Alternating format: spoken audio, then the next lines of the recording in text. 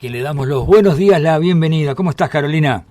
Muy buenos días, Marcelo y toda la banda. Bueno, acá prontos para continuar recorriendo allá la zona de General Flores, de Ituzaingó y de Maroña. Bueno, pero antes de continuar en lo que fue la increíble historia de ese círculo que se cerraba con Maroñas, ese hombre tan increíble que luego, bueno, ahora todos tenemos presente como vinculado a lo que es el juego. Queremos hacer tenemos una serie de consultas a propósito de la división territorial de Montevideo en barrios, pero se habla de los pueblos, se habla del pueblo de Abayubá. Tú mencionabas en el recorrido que hacías por el barrio de Maroña y su alrededor, pueblo de Ituzaingó, exactamente, pueblo Santiago Vázquez. ¿Cuántos pueblos hay? ¿Cuántos pueblos? ¿Y qué son los pueblos? Solamente Montevideo contiene lo que es el pueblo Santiago Vázquez. Eso es en la división actual.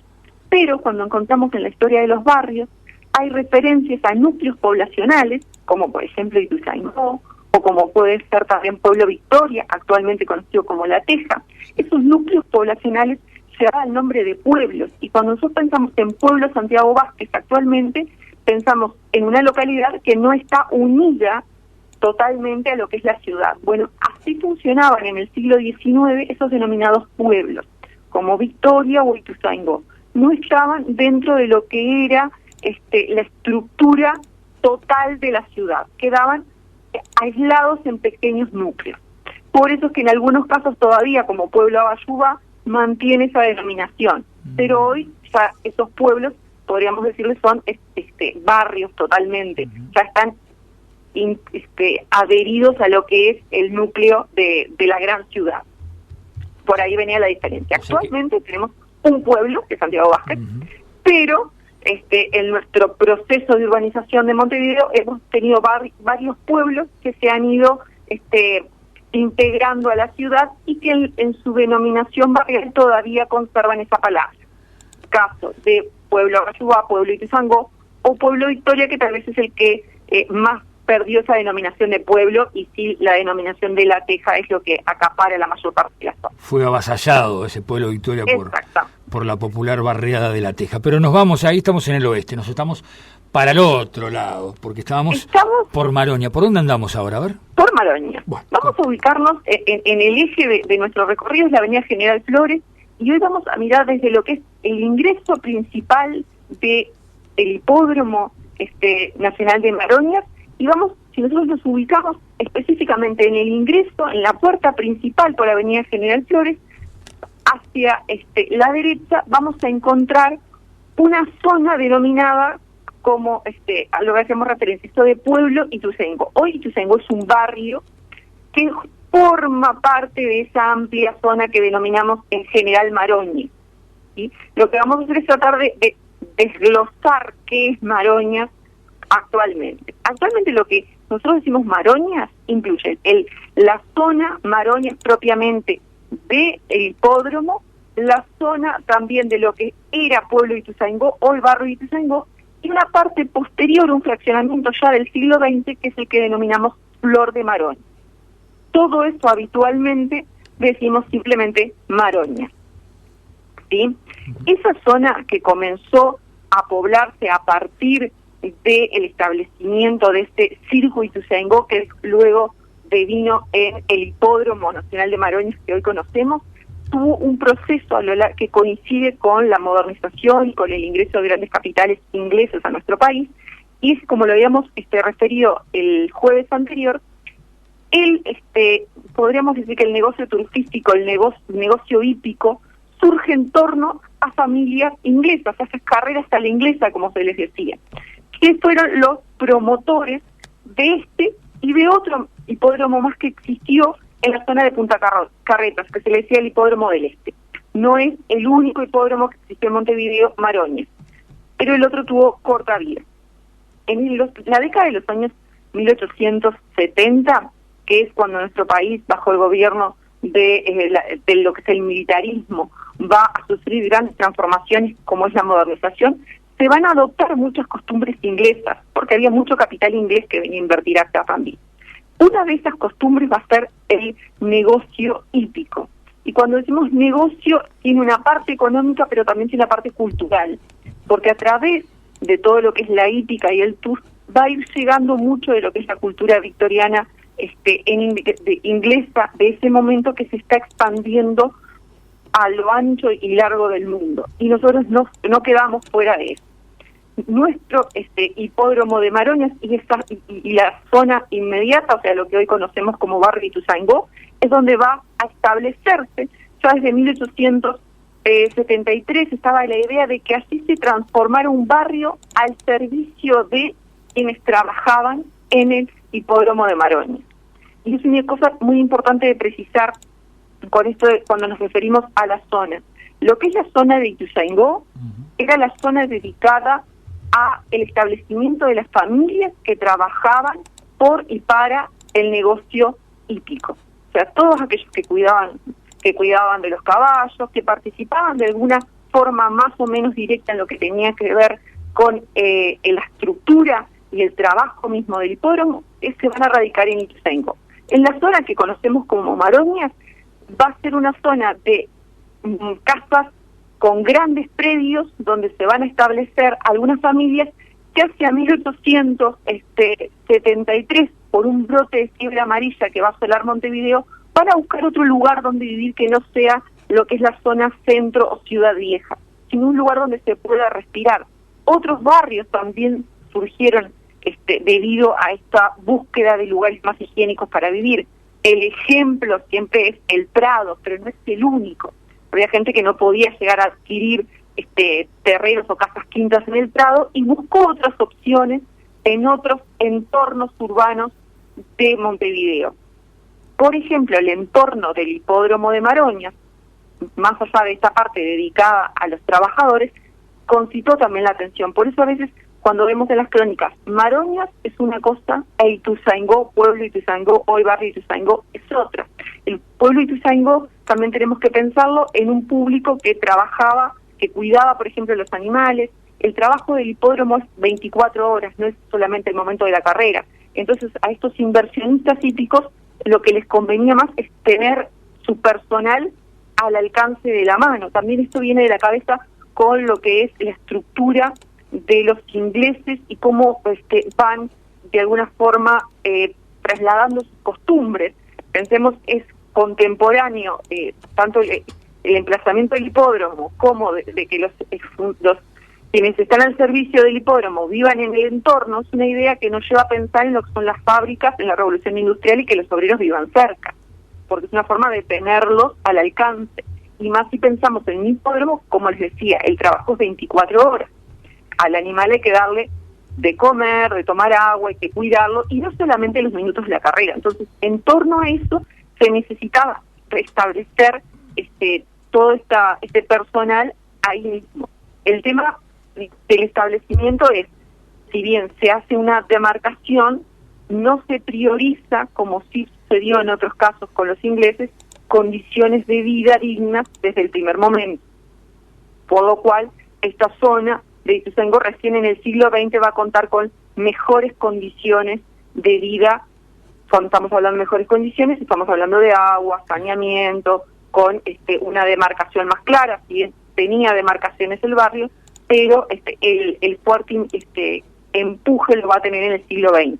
Para 1889, esta idea de que los funcionarios, de alguna forma, quienes trabajaban en el negocio hípico, se radicaran en la zona fuertemente y crearan un fuerte lazo con la zona, va ya no a partir de la iniciativa solamente del hipódromo, sino también de la asociación que toma las riendas de la administración y que las va a mantener por 100 años. Y me refiero al Jockey Club, que va a ser el que administre lo que es el hipódromo de Maroñas hasta fines del siglo XX, cuando se va a proceder a su cierre.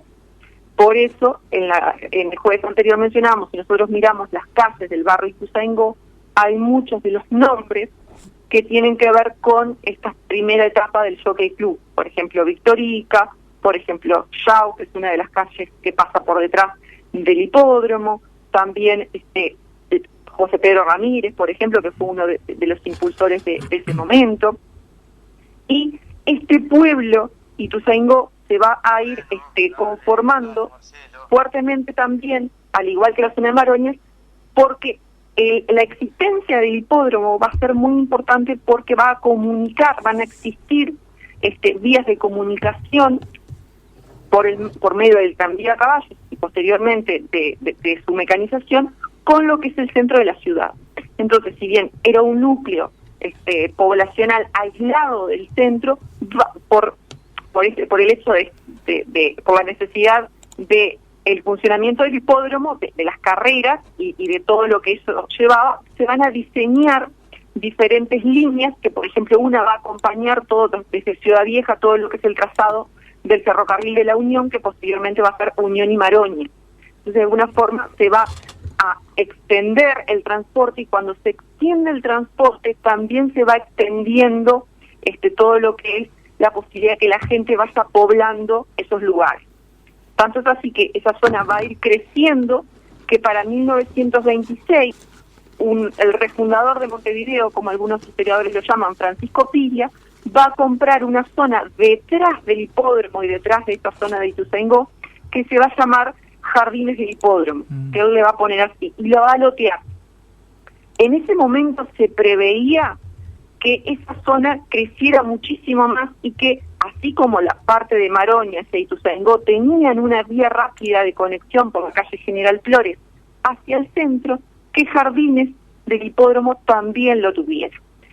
La historia, muestra, como dice Alejandro Michelena, que no se pudo visualizar. Esa idea del visionario de Piria fue de las que no fue fructífera, porque en realidad Flor de Maroñas, hasta el siglo XXI, podríamos decir, no tiene una arteria que lo comunique directamente como General Flores, por ejemplo, con respecto a Ituzaingó Maroñas. Entonces, en ese sentido, fue una zona que quedó deprimida por la falta de transporte y de líneas que la unieran con el resto de la ciudad.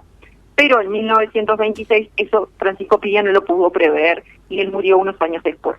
Entonces ahí aparece lo que sería lo que hoy conocemos como el barrio Jardines del Hipódromo. En otro contexto, ya en los años 20, y con esta idea de Piria de tomar grandes porciones de tierra en determinadas zonas y fragmentarlas para venderlas a plazos. La forma de Piria de vender a plazos es una modalidad que va a poblar diferentes partes de Montevideo, como es el caso específicamente de Jardines del Hipódromo, que podríamos decir es uno de los últimos fraccionamientos que hizo Piria, y tal vez es el que resultó, el que no resultó como Piria esperaba, y porque es una zona que quedó en el medio y que no ningún trazado, ninguna arteria llegó o pasó por esa zona. Por eso hasta el día de hoy a veces los ómnibus han tratado de acomodar su recorrido para ir cubriendo esa zona. Como decía también Alejandro Michelena, en ese momento, en los años 20, se preveía otros sistemas de transporte para Montevideo que nunca se desarrollaron, como lo fue, por ejemplo, el subterráneo o el metro. Claro. Entonces, de alguna forma, tenemos un barrio Maroñas sobre el eje General Flores, que fue el que avanzó a lo largo del siglo XX, un barrio Ituzaingó que también ubicado al costado del hipódromo, sufrió los vaivenes del negocio hípico, pero que tiene un eje de conexión por la avenida General Flores y también por la avenida que pasa detrás de la zona, pero la fragmentación del siglo XX de los terrenos de Piria no tuvo ese mismo éxito. Entonces quedó la zona de Jardines del Hipódromo con otros con otras fragmentaciones posteriores como Vista Linda, sin la conectividad, y la conectividad es lo que da empuje a las zonas por los servicios. Entonces, de alguna forma, Maroñas podemos tener un Maroñas muy conectado con todo lo que es el resto de la ciudad, por acá General Flores, y en el entorno de el hipódromo y de lo que es todo el negocio hípico y del tour, y otra parte de Maroñas que no tiene tanta conectividad y que sí se ha tenido que ir supliendo con diferentes líneas de ómnibus y realizando algunos trazados posteriores ya en la segunda parte del siglo XX. Pero sí hay algo por lo que Flor de Maroñas es muy conocido, además de no estar tan bien conectado como otras zonas, y es que Flor de Maroñas en ese nuevo empuje que le quiso dar Francisco Piri a partir de los años 20, recibió muchísimos inmigrantes. Y con los inmigrantes también llegó otra característica de la cultura inglesa, y que fue el fútbol, que también en esa zona se estableció rápidamente hacia los años 20, 30 y siguientes del siglo XX. Por ejemplo, tenemos que en los primeros años, hacia el 32, ya hay funcionando varios clubes pequeños, uno que se llamaba Maroña, justamente que ya no ha quedado, pero sí hay uno de esos grupos, de esos equipos de fútbol, que va a surgir en torno a la zona de Maroñas, que de alguna forma es el emblema futbolístico de esa zona, y el estadio justamente de este club, que es Danubio Fútbol Club, va a representar ese tipo de inmigración y ese tipo de población, ya no solamente dependiente del tour, sino de los inmigrantes que llegaban en el siglo XX. En el nombre del estadio Jardines del Hipódromo, del Club Danubio.